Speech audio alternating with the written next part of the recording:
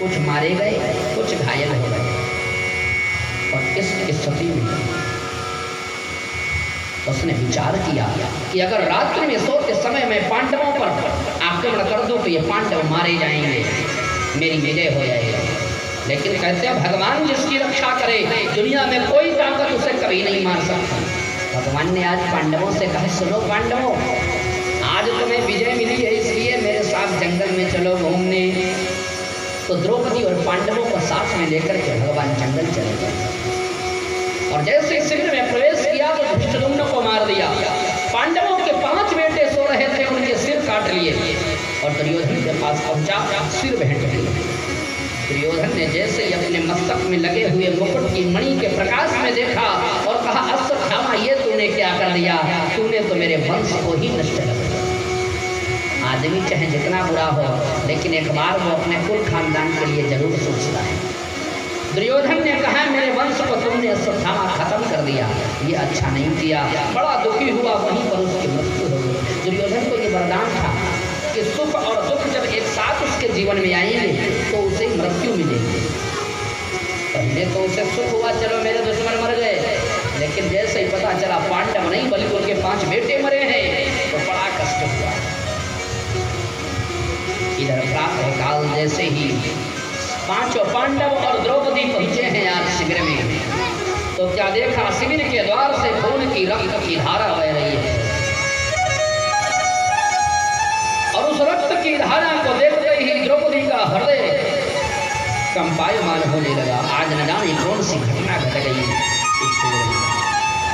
और जैसे शिविर में प्रवेश किया, 5 पुत्र सो रहे थे, उनके धड़ तो पड़े हैं लेकिन सिर गायब है। 5 बेटे मार दिए गए। और व्यास जी ने लिखा, माता शिशूनां निधनं सुतानां निशम्य घोरं परिताप्यमाना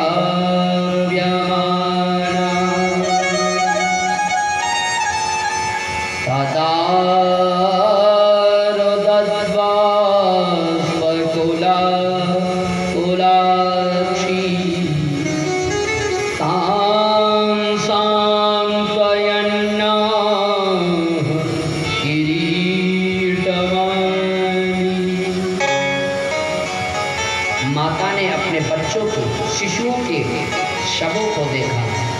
देखिए यहाँ पर शिशु और सुत शब्द दोनों एक साथ प्रयोग किए गए। शिशु वो होता है जो अपनी माँ का स्तनपान करता है, वो शिशु होता है। और सुत वो होता है जो स्तनपान करना बंद कर देता है, बड़ा हो जाता है। लेकिन बच्चे चाहे जितने बड़े हो जाएं, लेकिन माँ के लिए वो हमेशा छोटे ही रहेंगे। इसलिए व्यास जी कहते हैं, आज जैसे ही मैया द्रौपदी ने अपने पुत्रों के शवों को देखा, दहाड़ मार करके रोने लगी। अर्जुन ने समझाया, चिंता मत करो देवी, मैं पुत्रों के हत्यारे का वध करूंगा। रथ पर बैठ करके खोजने के लिए निकले। व्यासाश्रम में अश्वत्थामा बैठा है, उसने ब्रह्मशिर नामक अस्त्र का संधान किया। अर्जुन ने भी इधर से ब्रह्मशिर नामक अस्त्र मारा। अब दोनों अस्त्र जब आपस में टकराने लगे, जो लोग कहते हैं ब्रह्मास्त्र मारा, गलत मारा, उन्होंने भागवत नहीं पढ़ी है, उनको भागवत पढ़नी चाहिए। इसीलिए कहा जाता है पढ़ लिख करके जो कथा कहेगा तब सुनकर। आज मैं देखता हूँ संस्कृत विद्यालयों में ऐसे बच्चे जाते हैं जो हर जगह से 20 बार हाई स्कूल फेल हो जाते हैं। वो संस्कृत विद्यालय में जाते हैं और नंबर पाते हैं, सोचते हैं हम भी शास्त्रीय आचार्य हो गए। शास्त्रीय आचार्य होने के लिए कुशाग्र बुद्धि के लोग चाहिए। खाली ऐसे भर्ती कर दिए, ऐसे काम नहीं चलेगा ना। वैज्ञानिक कौन बनता है, IAS PCS कौन बनता है। आज हमारा जनपद बड़ा सौभाग्यशाली है, 2 बच्चे हमारे जनपद से UPSC में इतनी अच्छी शानदार रैंकिंग लाए। सौभाग्य उनके लिए, एक बार जोरदार तालियां बजाइए इस व्यासपीठ से। दो जनपद का नाम किया ना, एक तो अपने मल्लावा के पास कहेंगे, लड़की है, बिटिया है, और हमारे जानने वाले बहुत अच्छे से अकबर पढ़ते हैं। श्री व्यास जी कहते हैं, आज जैसे ही दोनों ने अस्त्रों का संधान किया, व्यास ने लिखा, इततो ब्रह्म शिरो मैंने, ब्रह्म सिर नामक अस्त्र का श्रृंगार किया। और इस ब्रह्म सिर अस्त्र को देख करके व्यास जी ने अर्जुन से कहा, अर्जुन अपने अस्त्र को वापस ले लो। अर्जुन ने अपना अस्त्र वापस लिया। अश्वत्थामा से कहा, अश्वत्थामा तुम भी अपना अस्त्र वापस लो। अश्वत्थामा बड़ी जोर से खिलखिला करके हंसा, क्षमा करिए पितामह, आज हमारा जीवन भर का शत्रु हमारे हाथों से मारा जाएगा और पिताजी की गलती वो उनके चेले पर भारी पड़ेगी। कौन सी गलती? समझा नहीं मैं क्या कहना चाहता है तू? तो अश्वत्थामा कहता है, व्यास जी मेरे पिता ने अपने शिष्य को अस्त्र वापस लेना सिखाया, लेकिन अपने पुत्र को अस्त्र वापस लेना नहीं सिखाया, इसलिए उनका चेला तो अब मारा जाएगा। जैसे ये बात कही तो व्यास जी कहते हैं, सुनो भाई, सामने वाला अगर अस्त्र वापस ले ले तो तुम उस पर अस्त्र नहीं चला सकते, उसकी दिशा घुमा दीजिए। आज अश्वत्थामा ने अपने अस्त्र की दिशा घुमाई, उत्तरा के गर्भ की ओर अस्त्र की दिशा घुमा दी। अर्जुन ने अश्वत्थामा को पकड़ लिया, रस्सियों में बांध लिया और द्रौपदी के सामने ले जा करके खड़ा कर दिया।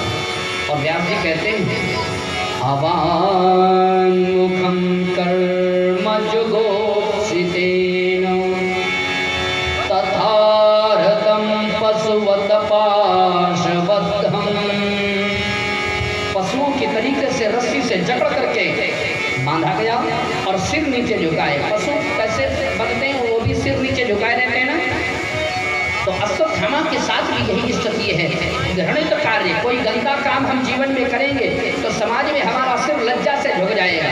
इसलिए प्रयास यह करना चाहिए कोई भी गलत काम कभी जीवन में ना करें, ताकि हमारा सिर, हमारे परिवार वालों का सिर, हमारे पिता का सिर, हमारी माता का सिर समाज में झुके। ऐसा काम कोई नहीं करना चाहिए। मैं अपने युवान भाइयों से निवेदन करना चाहूँगा कि आप परिवार की धरोहर हैं, परिवार की शान हैं। अगर आपके द्वारा कोई गलत काम हो गया तो परिवार के लोगों पर क्या बीतेगी, जरा सोचिए। श्री व्यास जी महाराज कहते हैं, आज अश्वत्थामा का मुख घृणित कार्य के कारण झुका हुआ है और उसकी नजरें नहीं किसी से मिल रही हैं। और जैसे ही माता द्रौपदी ने देखा कि अश्वत्थामा है तो दौड़ करके प्रणाम किया। ये देखिए, भारतवर्ष की नारी है, जिसके संस्कारों में, जिसकी नसों में, जिसके खून में भारतीय संस्कार फैला पड़ा है, जिसके 5 बेटे जिसने मार दिए हो और उस हत्यारे को प्रणाम कर रही है द्रौपदी। जरा सोचो कितनी गंभीर नारी होगी वो। द्रौपदी ने दौड़ करके प्रणाम किया और कहा कि मुच्यता मुच्यता मेष ब्राह्मणो नितरां गुरु, इसे छोड़ दो। एक तो ब्राह्मण है और दूसरे गुरुपुत्र है, आप इसे मारोगे ना तो फिर ठीक नहीं है। अच्छा क्यों मना किया? सुनो, मैया द्रौपदी सोचती है, इसके पिता आचार्य द्रोण युद्ध में मार दिए गए, इसकी माता कृपी विधवा हो गई और उसका एकमात्र आश्रय है अश्वत्थामा है। अगर ये मार दिया गया तो कृपी किसके सहारे अपना जीवन यापन करेंगे। लेकिन मेरे 5 बेटे मार दिए गए तो कोई बात नहीं, मेरे 5 पति तो अभी जीवित हैं, मैं उनके सहारे अपना जीवन यापन कर लूँगी। इसलिए कहा छोड़ दो इसे। अर्जुन कहते हैं, ऐसे नहीं मैं छोड़ने वाला, मैंने तो इसको मारने का संकल्प लिया है। भगवान के पास गए, प्रभु मार्गदर्शन करिए। भगवान ने कहा, सुनो भाई, गीता वाला ज्ञान मैं तुम्हें अब नहीं सुना सकता, क्योंकि गीता वाला ज्ञान सुनने के लिए स्थान की जरूरत है। अब लोग क्या करते हैं, मोटरसाइकिल पर ज्ञान ले लेते हैं, ट्रेन पर चल रहे हैं तो भी ज्ञान ले लिए, मोबाइल से ज्ञान ले लेते हैं, लेकिन ज्ञान लेने के लिए स्थान का महत्व है। कहा इस समय मैं तुम्हें कुछ नहीं बता सकता। देवोत्थानी एकादशी के दिन, ध्यान देना, महाभारत के युद्ध में मैदान में कुरुक्षेत्र में देवोत्थानी एकादशी के दिन 52 मिनट में भगवान ने गीता सुनाई अर्जुन को। अब सोचो अर्जुन का मस्तिष्क कितना ऊर्जावान रहा होगा जो 52 मिनट में गीता के समस्त सार को समझ लिया। हम लोगों की पूरी जिंदगी लग जाती है और दुर्भाग्य का विषय यह है कि भारतवर्ष में गीता कोर्स में पढ़ाई नहीं जाती, विदेशों में गीता पढ़ाई जा रही है, लेकिन हमारे यहाँ गीता नहीं पढ़ाई जा रही। भारतवर्ष तब राम राज्य स्थापित कर पाएगा जब यहाँ गीता, रामायण और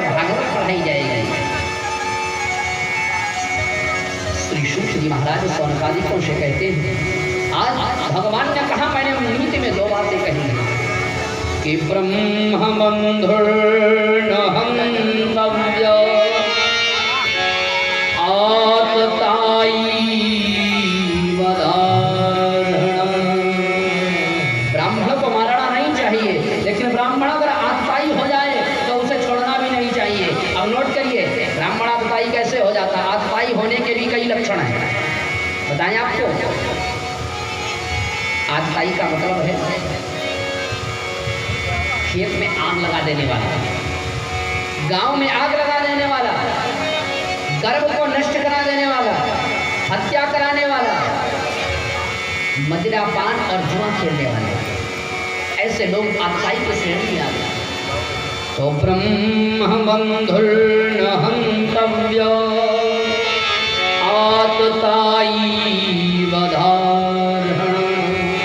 जैसे ये बात कही है, आज युधिष्ठिर जी ने कहा, सुनो, मैंने शास्त्र में सुना है कि अगर राजा को मारना हो तो उसकी आज्ञा का उल्लंघन कर दीजिए।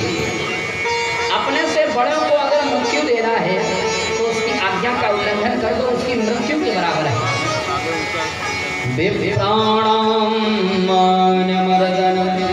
अगर किसी ब्राह्मण को मारना है तो उसे मारिए मत, अगर उसने कोई अपराध किया है तो उसका अपमान कर दीजिए, तो उसकी मृत्यु के समान। इससे ज़्यादा बड़ा कष्ट से क्या हो सकता है? जैसे ये बात कही तो आज अश्वत्थामा के मस्तक में जो मणि लगी थी उसको निकाल लिया। मणि का मतलब है चोटी, तेज। आज हर हिंदू को चोटी धारण करनी चाहिए, शिखा रखनी चाहिए।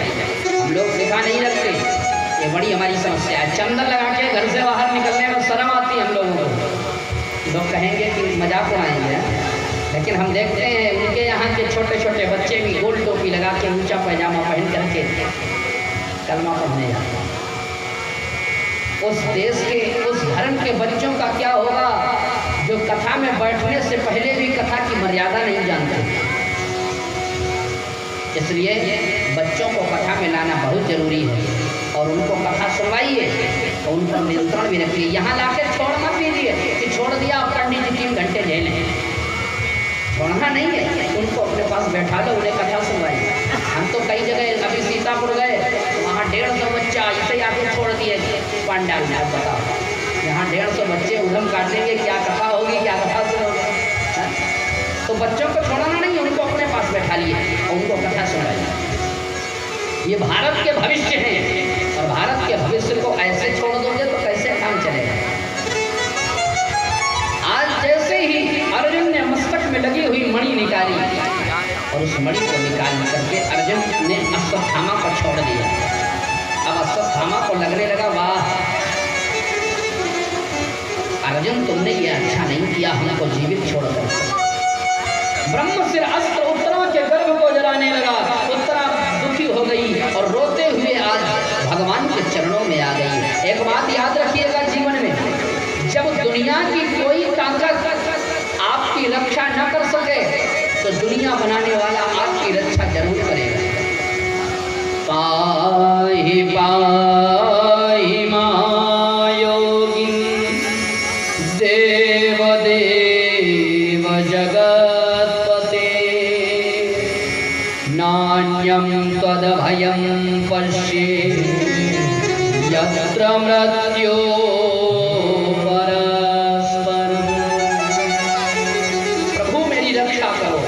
रक्षा करो।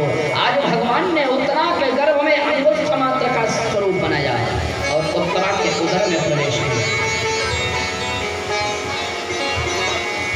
उत्तरा के उदर में जैसे ही प्रवेश किया, उत्तरा के उदर को, गर्भ को जो ब्रह्मशिर नामक अस्त्र जला रहा था, तो आज गदा लेकर के प्रवेश किया। इतनी जोर से गदा घुमाई कि ब्रह्मशिर अस्त्र शांत हो गया। आपको एक बात मैं बताना चाहता हूँ, उत्तरा दुनिया की इकलौती नारी है जिसने ब्रह्म और जीव को एक साथ अपने उदर में रखा है। उत्तरा केवल, दुनिया की कोई भी नारी ने ऐसा कारनामा नहीं किया। जीव कौन? परीक्षित। और ब्रह्म कौन? भगवान कृष्ण, जिन्होंने अंगुष्ठ मात्र का स्वरूप रखा। श्री सूत जी महाराज शौनकादिकों को बताते हैं, आज जैसे ही भगवान श्री कृष्ण ने उत्तरा के गर्भ की रक्षा करी, माता कुंती को लगा ये तो बड़ी अच्छी बात है, अब ये सब मेरे भतीजे का कमाल है, भतीजे ने, मेरे कृष्ण ने, मेरे गोविंद ने ये सब किया है। और मैया कुंती आई और मैया कुंती ने यहाँ पर 10 श्लोकों में स्तुति करी, और 10 श्लोकों में जब स्तुति करी तो व्यास जी कहते हैं कि नमस्ये पुरुषं तद्यमीश्वरं प्रकृते परम् अलक्ष्य सर्वभूतानां अंतर्बहिरवस्थितं। प्रभु आपने मेरी बहू उत्तरा के गर्भ की रक्षा करी, आपकी जय जयकार हो। नमः पंकजनाभाय नमः पंकजमालिने नमः पंकजनेत्राय नमस्ते पंकजांगने। प्रभु आपकी जय जयकार हो। भगवान का वरदान मांग लीजिए हुआ। भागवत में 18,000 श्लोक हैं और उनमें 335 अध्याय हैं, और 335 अध्यायों में 65 स्तुतियाँ हैं, और उनमें यह सबसे पहली स्तुति है। और इस स्तुति में माता कुंती कहती, प्रभु अगर मुझे देना ही है तो दुख दे दीजिए। अब बताओ, दुनिया का कोई ऐसा व्यक्ति होगा जो भगवान मिले और उनसे दुख मांगे? सब कहेंगे गाड़ी दे दो, बंगला दे दो, मकान दे दो, पुत्र पौत्र सब मांगते हैं, लेकिन भगवान से दुख नहीं कोई मांगता। बाबा तुलसीदास जी इसी बात का अनुमोदन करते और कहते हैं, कहनो मन